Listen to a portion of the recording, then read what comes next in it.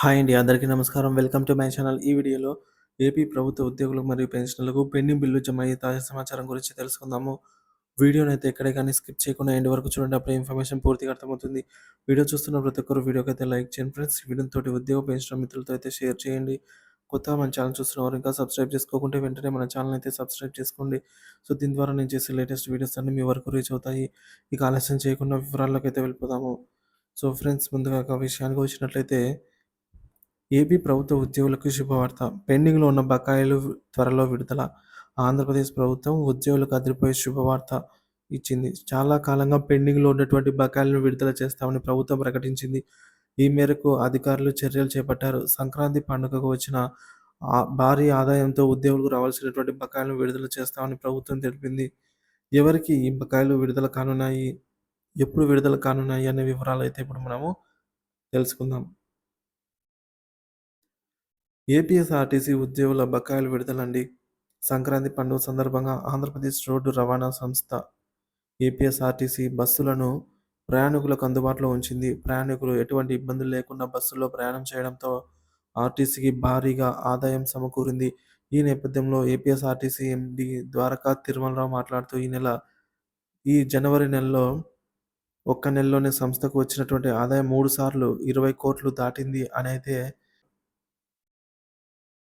గత 4 ఏళ్లుగా ఇదే మాదిరిగా 4 ఏళ్ల మాదిరిగా ఈ ఏడాది కూడా సంక్రాంతి పండుగకు ఏపీఎస్ఆర్టీసీ బస్సుల్లో ప్రత్యేక ఛార్జీలేవి అంటే అదనపు ఛార్జీలు వసూలు చేయలేదని అయితే తెలిపారు. ప్రైవేట్ ట్రావెల్స్‌లను కాదని ఆర్టీసీ బస్సులకే ప్రయాణికులు మొగ్గు చూపారని కూడా ఆయన వ్యక్తపరిచారు. దీని ద్వారా ఆర్టీసీ గణనీయమైన ఆదాయం వచ్చిందని ఆయన సంతోషం వ్యక్తం చేశారు. ఈ భారీ ఆదాయాన్ని కార్మికులకు పంచుతామని ప్రకటించారు. సంక్రాంతి ఆదాయంతో ఆర్టీసీ ఉద్యోగులకు పెండింగ్ బకాయిలను వారం రోజుల్లో క్లియర్ చేస్తామని అయితే ఆయన హామీ ఇచ్చారు. ఆర్టీసీలో కొత్తగా 1,200 ఎలక్ట్రిక్ బస్సులు త్వరలోనే ఏపీఎస్ఆర్టీసీకి 1,200 ఎలక్ట్రిక్ బస్సులైతే రానున్నాయని ఆర్టీసీ ఎండీ తెలిపారు. ఈ ప్రకటనతో ఆర్టీసీ ఉద్యోగులు హర్షం వ్యక్తం చేస్తున్నారు. ఇతర ప్రభుత్వ ఉద్యోగులకు కూడా బకాయిలు విడుదల చేయాలనైతే విజ్ఞప్తి.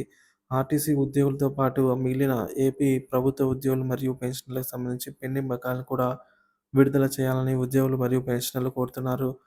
ప్రభుత్వ ఉద్యోగులకు రావాల్సిన బకాయిలు ఒకసారి చూసుకున్నట్లయితే గత ప్రభుత్వం విడుదల చేయని వివిధ రకాల బకాయిలు ఇంకా పెండింగ్‌లో ఉన్నాయి. ఇందులో ప్రధానంగా డీఏ, అలాగే రిటైర్మెంట్ బెనిఫిట్సు, సరెండర్ లీవ్‌లు ఇంకా ఇతర బకాయిలైతే విడుదల కావాల్సి ఉంది.